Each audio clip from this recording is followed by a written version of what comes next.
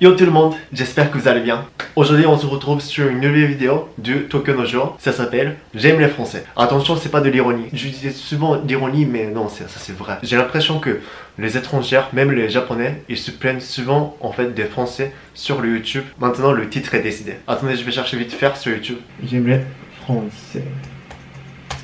Putain, aucun. Ils parlent surtout la langage française. J'aime les japonais.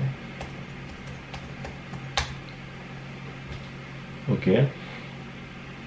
Aucun non plus.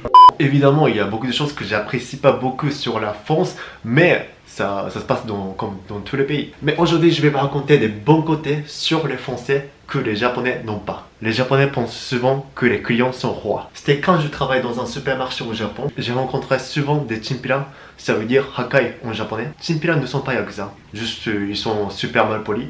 Et ils font chier tout le temps les citoyens. Comme tous les vendeurs au Japon, ils doivent être toujours sympas, souriants comme ça. いらっしゃいませ。こちらの商品、袋はご利用ですか？いらねえよ、んなもん。大変申し訳ございません。2点で合計360円でございます。カード。大変申し訳ございません。こちらのお店カードは使えないので。んなの聞いてねえよ、おい。こっち客だぞ。お前舐めてんの？ねえ。何その態度？なんか言えや。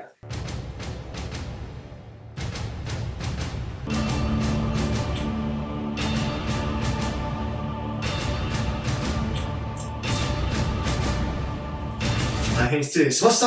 ありがとうございました。 Même s'il n'y a pas de chimpira, en fait, souvent au Japon, dans un magasin, dans un supermarché, on ne communique pas souvent. Vraiment, on ne communique pas souvent en fait avec les vendeurs. Les clients font la gueule tout le temps, quoi. いらっしゃいませ。袋はご利用ですか？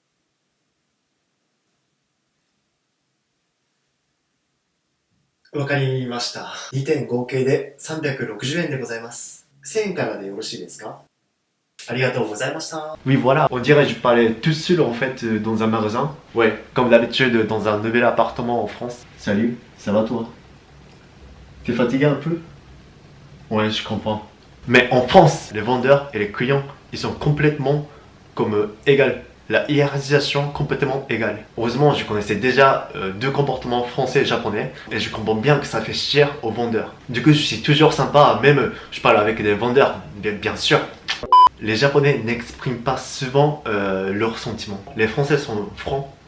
Ouverts on dirait. Ils disent directement oui ou non. Autrement dit, quand on demande un avis aux Français, ils disent soit c'est bien, soit c'est de la merde. Oui, c'est trop bien. C'est plus facile de communiquer par rapport aux Japonais. En plus, quand les Japonais refusent quelque chose, ils disent toujours chotto.